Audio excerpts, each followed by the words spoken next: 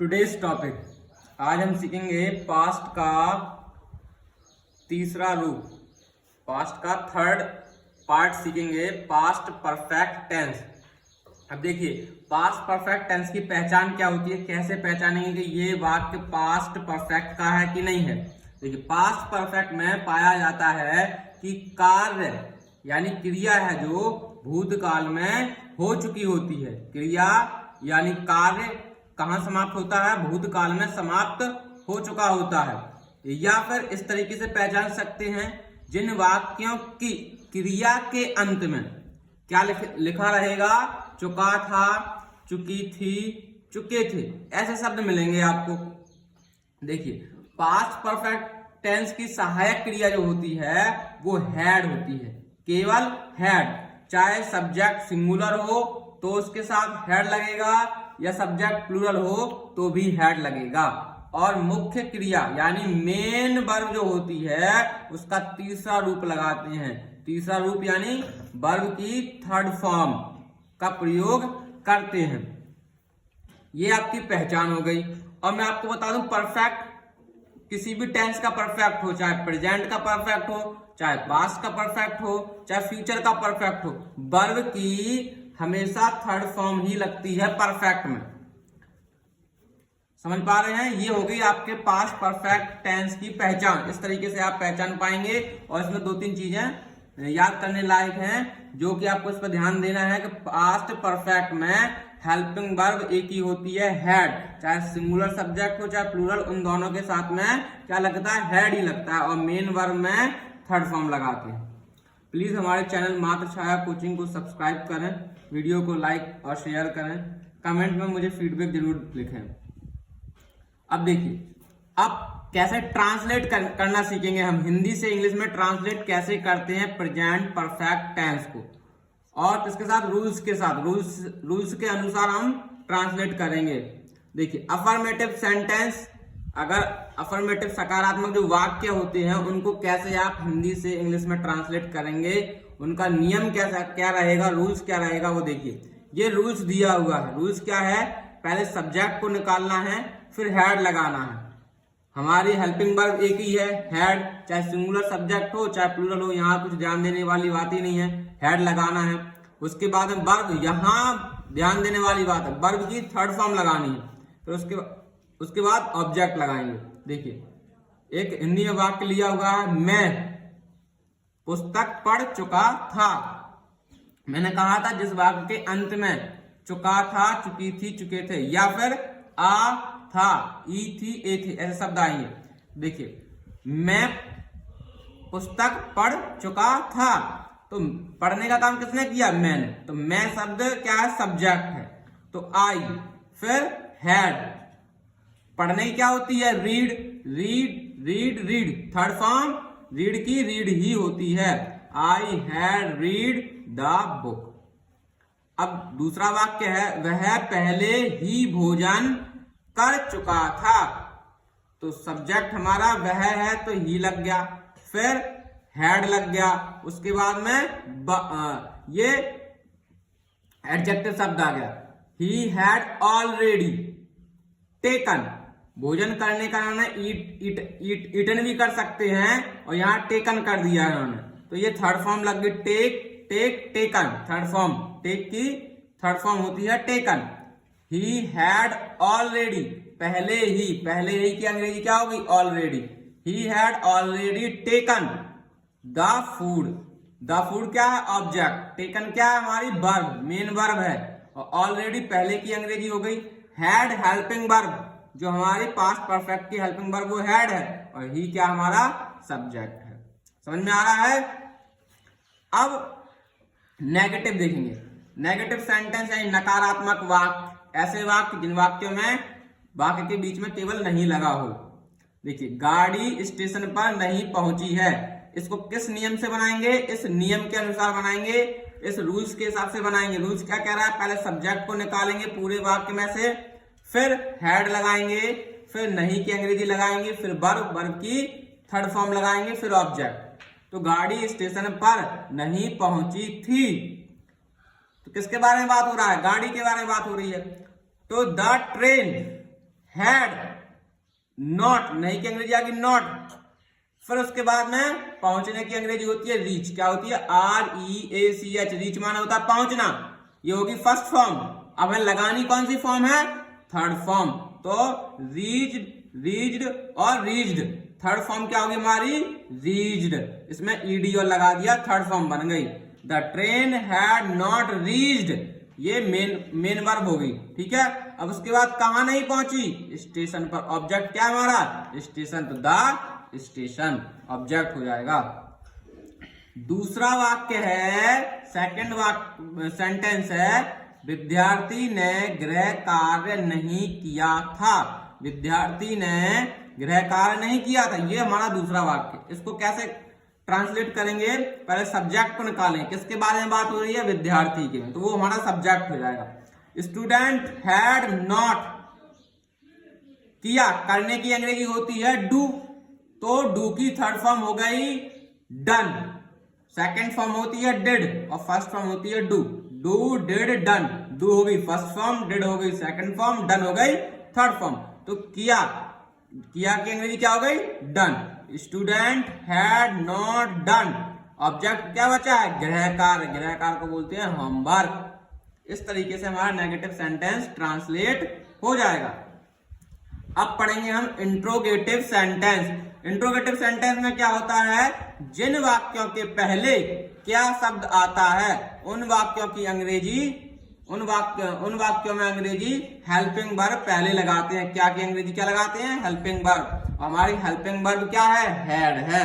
देखिए interrogative sentence किसके अनुसार, इस रूल्स के अनुसार बनते हैं।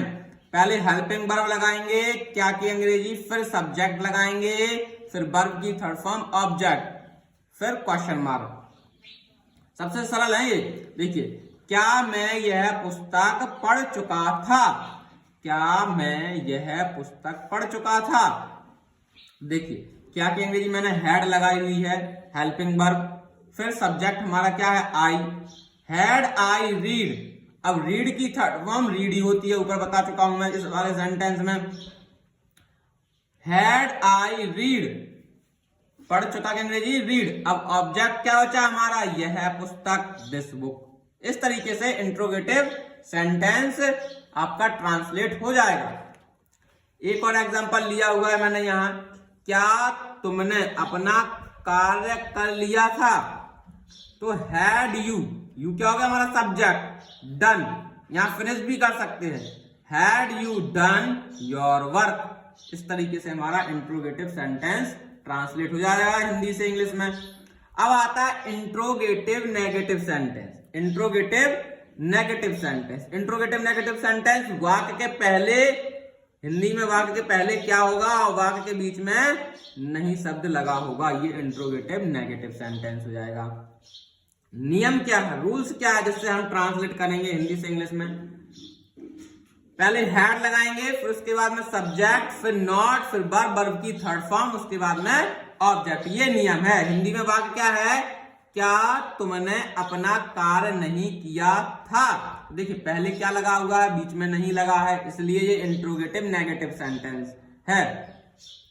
तो पहले क्या की अंग्रेजी हैड लगा दी, सब्जेक्ट हमारा क्या है तुमने, यू, फिर नहीं की अंग्रेजी आ गई हमारी नॉट। रूल्स क्या कह रहा है, नॉट लगा। अब रूल्स कह रहा है वर्ब, वर्ब को ढूंढ करके थर्ड फॉर्म लगाओ।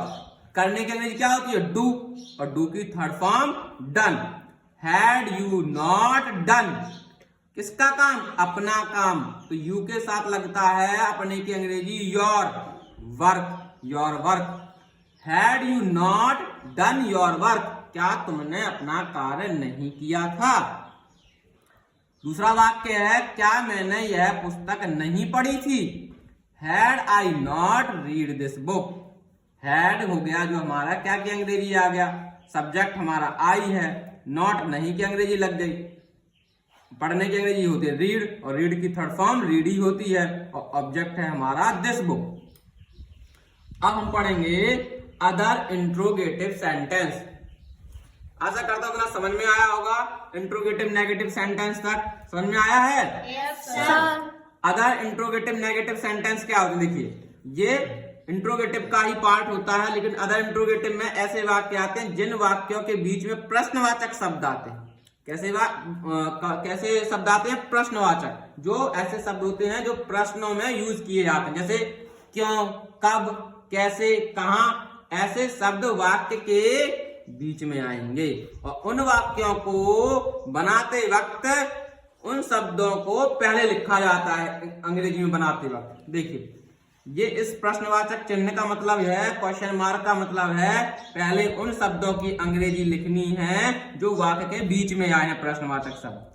फिर उसके बाद में हेल्पिंग वर्ब लगाएंगे, हैड, उसके बाद में सब्जेक्ट, वर्ब की थर्ड फॉर्म, उसके बाद में ऑब्जेक्ट लगाएंगे। एक वाक्य लिया हुआ है, तुमने उसे क्यों पीटा था। तो जो क्यों शब्द है ये हमारा प्रश्नवाचक शब्द है, और इंग्लिश में ट्रांसलेट करते वक्त प्रश्नवाचक शब्द की इंग्लिश को हम पहले लिखते हैं, नियम है ये। तो क्यों की अंग्रेजी लिख ली हमने वाई, वाई, फिर हैड, हेल्पिंग वर्ब लगा ली। सब्जेक्ट को निकालना भाई, सब्जेक्ट निकालो, इसमें से क्या है?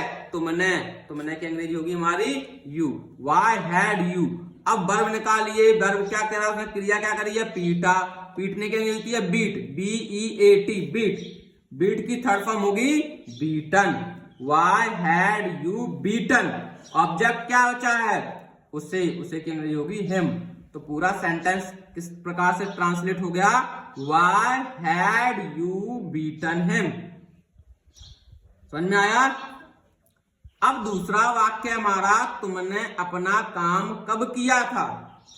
तो देखिए, कब जो शब्द है वो प्रश्नवाचक शब्द है। प्रश्नवाचक शब्द को इंग्लिश में ट्रांसलेट करते वक्त, हिंदी वाले वाक्य को इंग्लिश में ट्रांसलेट करते वक्त पहले लिखते हैं।